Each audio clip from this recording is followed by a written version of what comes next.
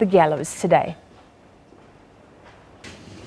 They will put 1, 2, 3, 4, 5, 6, 7. Families retracing the last steps of their loved ones.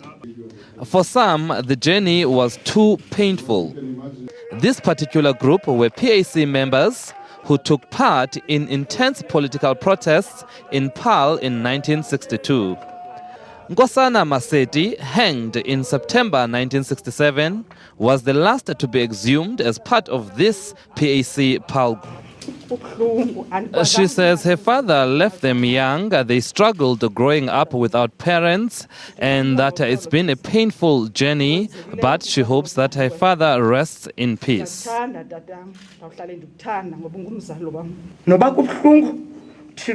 She says even though it's painful, she hopes that from today the relative will rest in peace and that today the remains are coming home. Around 60 PAC members alone were hanged in the 1960s. We salute them. They were brave people. They've never given in up until the last minute. Hanging in vain was for our freedom, and today we have this freedom. We still have to work to complete it, particularly the economic side of it.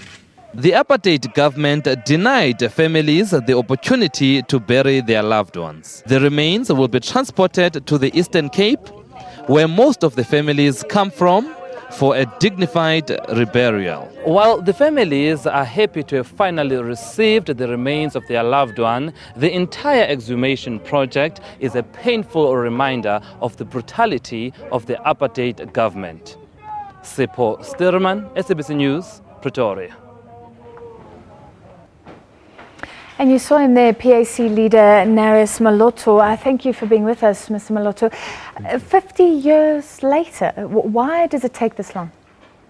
Look, that's what surprises us, because in any country after liberation, the first people that we have to respect, honor, and collect are the fighters, the freedom fighters themselves. So it has taken more than we have expected. It is totally undesirable for us. Yeah. But so finally you we are wait happy. for notification because nobody knows which remains belong to which freedom fighter. How does it actually work? No, the NP, the Department of Justice has an NPA has records. Everything is there. Apparently they're using the expert from Argentina who are expert in exhumations. So, and they are contacted by government. But yes, we are happy it is happening. There's been an emotional situation. The families were taken through what happened, particularly the painful parties with the 52 steps where they were blindfolded and they have to go 52 steps to be hanged, and how they were hanged. All that were basically touchy and emotional. Yeah. Before you even go to where they were buried, scattered on 2 places. Why 52 steps? And for people who just weren't there, who don't know enough, just take us through the last few hours of the lives of these people who are now being remembered. Look, the painful part is when they were taken out of Robben Island. Those who were with them, they were telling us that they left. They were being picked up at 2 o'clock, 3 o'clock in the morning. Now the last time they will hear is when they are calling their name, and they were shouting in response, and that they know they will never hear them, they will never see them again. Sure. So, but at Gallo itself, I wouldn't tell the reasoning why, but they have to be taken from the bottom up to the top, which is constituted of 52 steps. How it happened, why 52 steps, I wouldn't tell. Yeah. But those are the steps that you have to count. And on that 52, you must know that's your end. And the last indignity was that the remains were never given back to the families. In actual fact, they were prisoners up until now. Up until a process where they are officially handed over to their families, they're still prisoners. They were prisoners even after they were hanged. Yeah. What was it like for the families? As I said, it was very emotional situation. I think they were touchy. They were performing all the family rituals there, and doing everything to try to capture their spirit and make sure that their spirit are taken home and they're not remaining in the gallows. Some of the names, Nkosana, Maseti, Donald, Mgweba, they were involved in protests in PAL that led to the conviction.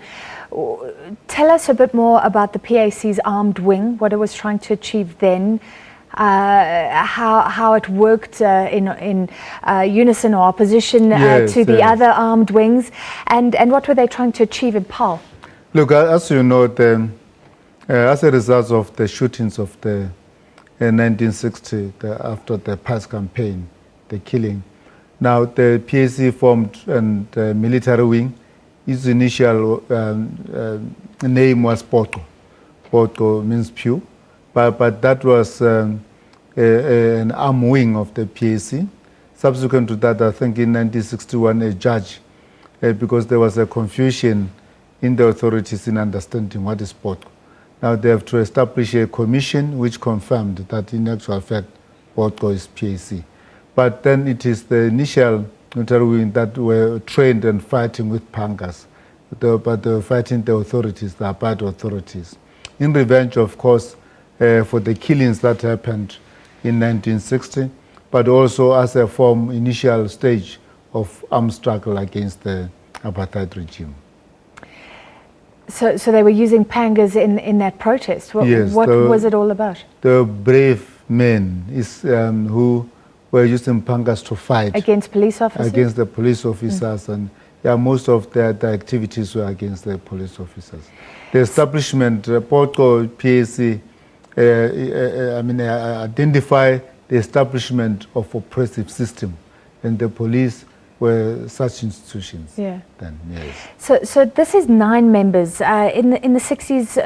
More than 60 apparently, just PAC members. Not more than 60, hundreds. Yeah, but now, how many are accounted for? Have we got to a stage of finalization? Yes, the current exhumations started last year, which started last year. Last year there were 10 exhumation from PAL. This is the last tranche from PAL. I think in total there are 19. Because I don't know what, but there are 19 just from PAL. In PAL, what happened? The story there was very painful, because there was a small township just around PAL, and that township was rounded. All the men that were associated with the PAC Poqo were just taken, and some of them are those who regardless of their involvement or not. Yes. Finally, we're running out of time. I'd like to talk more about the numbers, but I'd love to know your sense about how the families are feeling. You know, we have this South Africa rainbow nation, a lot of racial tensions right now, though. Some saying maybe we didn't go far enough. Maybe there should have been more retribution right at the beginning, more justice. What do they feel? Is this putting something to rest, or in fact digging up an old wound, saying maybe we need to do more? Look, this has to happen. The families and the PAC have been going through pains. As you are aware, also we had political prisoners. We had all situations which do not constitute closure. But we see this as part of closure towards the end. We are just happy that it's now happening at a time where everybody acknowledged that what these people died and fought for, which was the liberation of the country politically, but also the question of the restoration of land. Now, this issue is now on the agenda. Maybe it happened at the time. Otherwise, if they have to wake up and you say, you are free, and they said, where's the land? And they will tell you, no, you are still playing. So we are happy it's happening, and it's happening now. It's happening late, and it's not the way we wanted it, but anyway, we appreciate. It's a closure for us. We still see them as heroes, as martyrs of the struggle, they did not contribute, they did not die for their families. They died for the nation. They died to ensure that the country and everybody, not the PAC, the liberation they were fought, although they were from the PAC, but it was for the country and it was for all of the people. All right, thank you very much for your time this evening. And Narius Moloto, head of the PAC. We take a short break. We'll be back.